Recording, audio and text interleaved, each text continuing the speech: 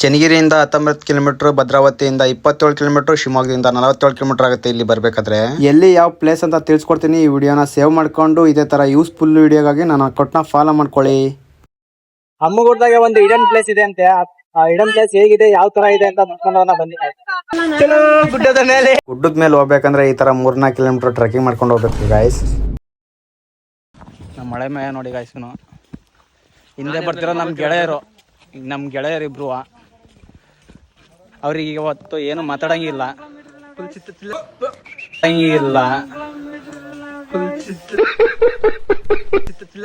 ಅವರೆಲ್ಲ ಫುಲ್ ವೈಬಲ್ ಇದಾರೆ guys, full ವೈಬಲ್ ಇದಾರೆ, ಒಳ್ಳೆ ವೈಬಲ್ ಇದಾರೆ. ನಾವೇನು ಮಾತಾಡಕ್ಕಾಗಲ್ಲ ಅವ್ರ ಹತ್ರ. ಹೌದಾ ಯಜಮಾನ್ರೆ? ವಿಡಿಯೋ ನೋಡ್ಬೇಕಂದ್ರೆ ನನ್ನ ಅಕೌಂಟ್ನ ಫಾಲೋ ಮಾಡಿ, ಸಪೋರ್ಟ್ ಮಾಡಿ. ಯಾರು ಹೊಸಬ್ರು ಏನು ಬಹಳ ಪಂಟ್ರಾಬಿಟ್ಟವ್ರಲ್ಲ, ಯಾರು ಇವರು ನೋಡಿ ಗಾಯ್ಸ್, ಅಲ್ಲಿ ಬೆಟ್ಟ ಕಾಣ್ತಿದೆ.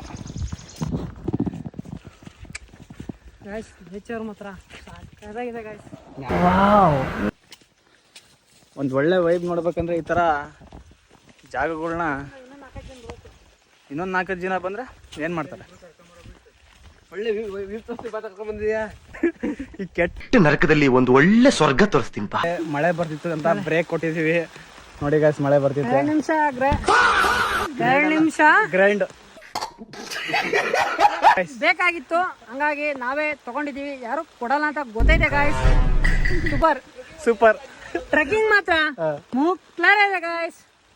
ಓಡಾಡಕ ನನ್ನ ಕೈಲಾಯ್ತಾ ಇಲ್ಲ. ಗಾಯ್ಸ್ ಮಳೆ ನಿಂತ್ಕೊಂತ, ಇವಾಗ ನಿಂತ್ಕೊಂಡಿದೆ. ಇವಾಗ ಹೊರಟಿದೀವಿ ನೋಡಿ ಗಾಯ್ಸ್ ನಾವು.